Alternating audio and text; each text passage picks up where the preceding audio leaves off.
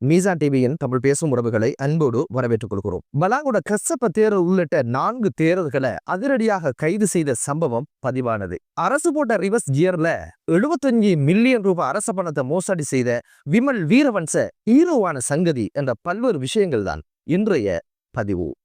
கசப்ப தேரருக்கு வந்த சோதனை என்ன அப்படின்னு பாத்தீங்கன்னா, நேற்றைய தினம் கசப்ப தேரர் உட்பட 4 தேரர்கள் மற்றும் 5 நபர்கள் உள்ளிட்ட 9 பேரை கைது செய்து 19ஆம் திகதி வரைக்கும் விளக்குமறியல வைப்பதற்கான உத்தரவை திருகோணமலை நீதிமன்றத்தினுடைய நீதிபதி ஷம்சுடீன் அவங்க உத்தரவு பிறப்பிச்சிருந்தாங்க.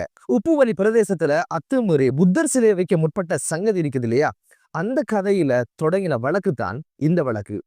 நீதிமன்றத்தினுடைய நீதிபதி ஷம்சுடீன் முன்கூட்டியே சொல்லிட்டாரு, இந்த வழக்கு ஆரம்பிக்கிற நேரத்துல இதோட சம்பந்தப்பட்ட அனைவரும் வந்தாகணும் அப்படின்ற ஒரு விஷயத்த உத்தரவை போலீசாருக்கு பிறப்பிச்சிருந்தாரு. அந்த வகையில கசப்ப தேரரை தேடுகின்ற பணியை ஆரம்பிச்சாங்க. காரணம் என்ன அப்படின்னு பாத்தீங்கன்னா, கசப்ப தேரருக்குன்னு ஒரு விலாசம் கிடையாது, வீடு கிடையாது, வசிக்கிற இடம் கிடையாது. அவர் ஏதோ வனவாசம் செய்வதாகத்தான் போலீசார்ட்ட சொல்லிட்டு ஆள் மாறி இருக்கிறாரு. போலீசார் ஏதோ ஒரு வகையில நீதிமன்றத்துக்கு இவரை முற்படுத்தி ஆகணும் என்பதனால தொலைபேசி இலக்கத்தை கண்டுபிடிச்சு ஒரு வாரியாக பேசி கீசி ஆளை நீதிமன்றத்துக்கு வர சொல்லிட்டாங்க. நேற்றைய தினம் இந்த தேரர் உள்ளிட்ட 4 தேரர்கள் மற்றும் 5 நபர்கள் வந்திருக்கிறாங்க. அனைவரையும் கைது செய்து 19ஆம் திகதி வரைக்கும் விளக்குமறையில் வைங்க அப்படின்னு ஒரு விஷயத்த நீதிமன்றத்துடைய நீதிபதி ஷம்சுடீன் அவங்க சொல்லி இருக்கிறாங்க. இப்படியான வேலையெல்லாம் யாரு பார்க்கறது? முகவரி இல்லாதவங்க, அடையாளம் இல்லாதவங்க, அங்கீகாரம் இல்லாதவங்க. ஏதோ ஒரு வகையில அங்கீகாரம் வேணும், சமூகம் நம்மளை பார்க்கணும், நம்மள நாட்டுக்காக ஏதோ செஞ்சோம் அப்படின்னு ஒரு அங்கீகாரத்தை பெறணும் என்பதற்கான ஒரு மனநோயாகத்தான் மீசான் டிவி பார்க்குது. சரி, என்னதான் இருந்தாலும் இவங்களுக்கு எதிராக வைக்கப்படுகிற குற்றச்சாட்டு என்ன அப்படின்னு பாத்தீங்கன்னா, கடற்கரை பாதுகாப்பு சட்டத்தை மீறியது, சட்டவிரோதமான கட்டிடத்தை நிர்மாணிச்சது அப்படின்ற 2 குற்றச்சாட்டின் கீழ் தான் இவங்க இப்போது கைது செய்யப்பட்டு விளக்குமறியல வைக்கப்பட்டாங்க. இங்க சிலை வைப்பு சம்பந்தமாகவோ சிலை சட்டவிரோதமானதோ என்ற எந்த ஒரு விஷயங்களும் இங்க சொல்லப்படல. இங்க எதுக்காக சிலை வைக்க போனாங்க அப்படின்னு கேட்டீங்கன்னா, அங்க இருக்கின்ற ஒரு ஜூஸ் பாரை பாதுகாக்கணும். இந்த ஜூஸ் பார் எங்க இருக்கு அப்படின்னு கேட்டீங்கன்னா, அரச காணியில இந்த ஜூஸ் பாரை கட்டி இந்த ஜூஸ் பார் சட்டவிரோதமானது, இது அகற்றணும் அப்படின்னு சொல்லி கடலோர பாதுகாப்பு திணைக்களம் ஒரு அறிவுறுத்தலை கொடுத்த நேரம் தான் முடியாது அப்படின்னு வம்புக்கு நின்றவங்க இதை எப்படியாவது பாதுகாத்து கொள்ளணும் என்பதற்கான ஒரு தந்திரோபாவமாகத்தான் இந்த சிலை வைப்பு அப்படின்ற விஷயம் நடந்து முடிஞ்சிருக்கு அப்படின்றது விசாரணையில தெரிய வந்திருக்குது.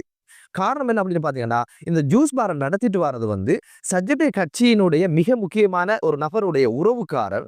இதனுடைய வாடகை குறித்த பன்சலையுடைய தேர்தலுக்கு போறதுனால ஏதோ ஒரு வகையில இதை கையகப்படுத்திக்கணும், தொடர்ந்து நடத்தணும் என்பதற்காகத்தான் கசப்பு தேர்தலுக்கு ஏதோ செய்தி சொல்லி அவர் தன்னை நாட்டுப்பட்டுள்ளவர், பௌத்த மதத்தினுடைய காவலன் அப்படின்ற மாதிரி அவர் குறித்த தேரர்களை கூட்டிட்டு குறித்த பகுதியில அந்த சிலையை வைக்க முற்பட்டார் அப்படின்ற ஒரு விஷயம் கடந்த காலங்களில் நாங்க செய்திகள்ல பார்த்திருந்தோம்.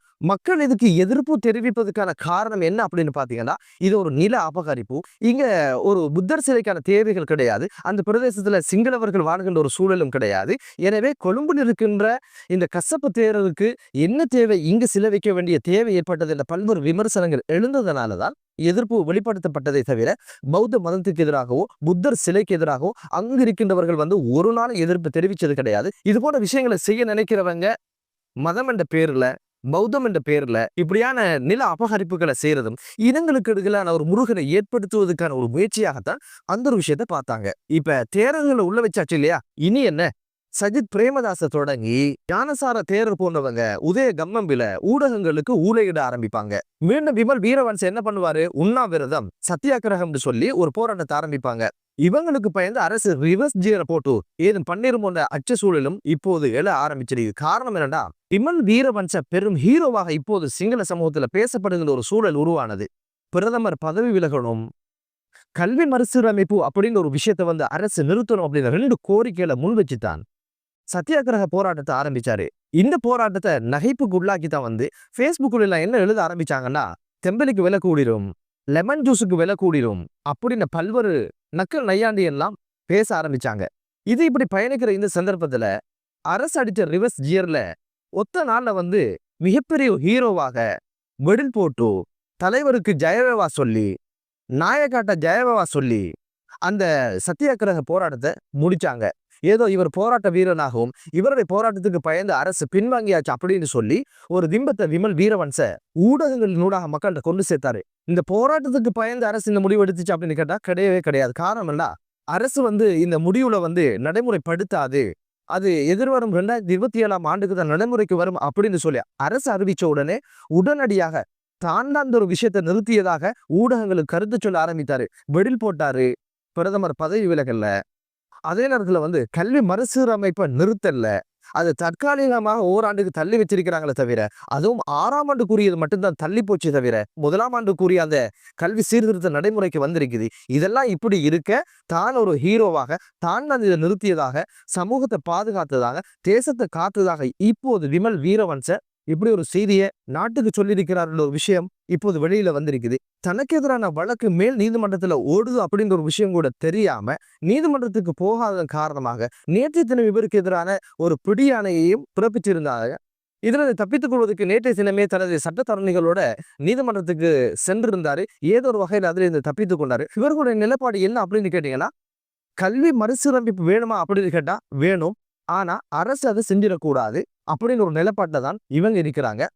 உண்மையிலே இந்த கல்வி மறுசீரமைப்பு அப்படின்ற ஒரு விஷயம் ஒரு தேசத்தின் திட்டம், ஒரு தேசிய திட்டம். அரசு தான் அதை செய்ய நினைக்குது. ஆனா இவங்க என்ன பண்றாங்க அப்படின்னு கேட்டீங்கன்னா, எதிர்கட்சி அப்படின்ற ஒரு நிலைப்பாட்டில இருந்து அனைத்தையும் எதுக்கணும் அப்படின்னு சொல்லி இது போன்ற நல்ல திட்டங்களை கூட எதுக்குன்ற ஒரு சூழல் உருவாகி இருக்குது. சிங்கப்பூருடைய எழுச்சிக்கு பின்னால் இருக்கிற ஒரே ஒரு விஷயம் கல்வி மறுசீரமைப்பு அப்படின்னு ஒரு விஷயம் தான் சொல்லப்படுது.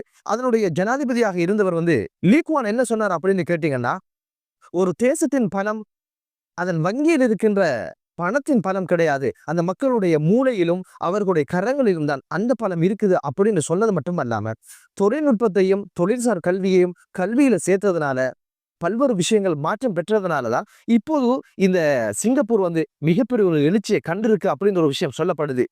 என்னதான் இருந்தாலும் புள்ளிக்கு பின்னால பாக்ஸுக்கு பின்னால ஓடுகின்ற தனி மாணவன் ஓடுகின்ற தன்னை கெட்டிக்காரனா நிலைநிறுத்தி கொள்கின்ற பரீட்சை முறைமை இல்லாமல் போய் தொழில்சார் கல்விகளை சேர்த்துக்கொண்டு ஆங்கில மொழிக்கு முக்கியத்துவம் கொடுத்து தொழில்நுட்ப ரீதியில குழந்தைகளை வளர்க்கின்ற ஒரு மறுசீரமைப்பை உள்ளடக்கிய ஒரு கல்வி சீர்திருத்தம் வேண்டும் என்பதுல யாருக்கும் மாற்று கருத்து கிடையாது. என்னதான் இருந்தாலும் அப்படியான ஒரு எத்தனைப்ப ஒரு முயற்சி எடுக்கின்ற பொழுது இப்போது எதிர்கட்சிகள், இனவாதிகள், மதவாதிகள் இந்த ஒரு விஷயத்தை மதச்சாயம் போட்டு இந்த ஒரு விஷயத்தை தடுக்கின்ற ஒரு சூழல் உருவாகி இருப்பது என்பது ஆரோக்கியம் இல்லாத ஒரு விடயம்.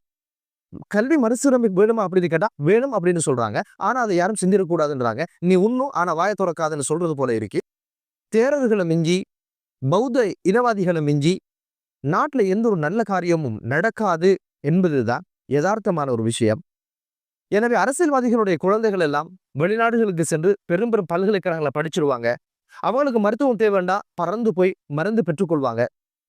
இந்த கல்வி மறுசீரமைப்பு யாருக்கு தேவை அப்படின்னு கேட்டீங்கன்னா, சாமானிய நடுத்தர மக்களுக்கு தேவைப்பட்ட ஒரு விஷயம். இந்த ஒரு விஷயம் நடக்குவதற்கு இவங்க வழிவிடவும் மாட்டாங்க, அதை செய்ய போறதும் இல்லை. வைக்கோல இருக்கிற நாய் மாதிரி தான், அதை சாப்பிடுறதும் கிடையாது, அதை சாப்பிட வர மாட்டையும் விடுறதும் கிடையாது.